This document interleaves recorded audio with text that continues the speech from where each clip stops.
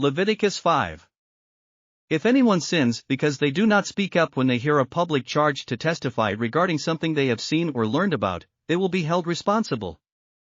If anyone becomes aware that they are guilty if they unwittingly touch anything ceremonially unclean, whether the carcass of an unclean animal, wild or domestic, or of any unclean creature that moves along the ground, and they are unaware that they have become unclean, but then they come to realize their guilt. Or if they touch human uncleanness, anything that would make them unclean, even though they are unaware of it, but then they learn of it and realize their guilt. Or if anyone thoughtlessly takes an oath to do anything, whether good or evil, in any matter one might carelessly swear about, even though they are unaware of it, but then they learn of it and realize their guilt. When anyone becomes aware that they are guilty in any of these matters, they must confess in what way they have sinned. As a penalty for the sin they have committed, they must bring to the Lord a female lamb or goat from the flock as a sin offering, and the priest shall make atonement for them for their sin. Anyone who cannot afford a lamb is to bring 2 doves or 2 young pigeons to the Lord as a penalty for their sin, one for a sin offering and the other for a burnt offering. They are to bring them to the priest, who shall first offer the one for the sin offering. He is to wring its head from its neck, not dividing it completely, and is to splash some of the blood of the sin offering against the side of the altar. The rest of the blood must be drained out at the base of the altar. It is a sin offering.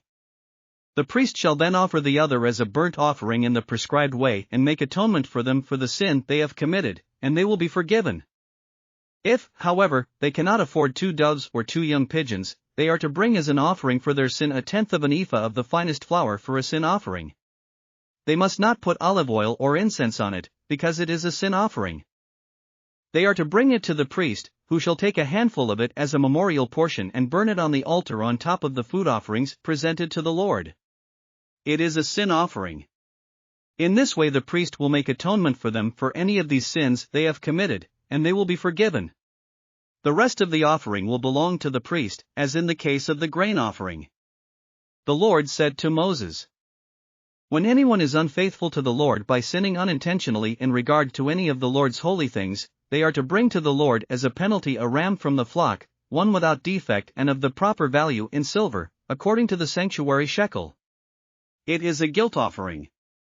They must make restitution for what they have failed to do in regard to the holy things, pay an additional penalty of 1/5 of its value and give it all to the priest. The priest will make atonement for them with the ram as a guilt offering, and they will be forgiven. If anyone sins and does what is forbidden in any of the Lord's commands, even though they do not know it, they are guilty and will be held responsible. They are to bring to the priest as a guilt offering a ram from the flock, one without defect and of the proper value. In this way the priest will make atonement for them for the wrong they have committed unintentionally, and they will be forgiven. It is a guilt offering. They have been guilty of wrongdoing against the Lord.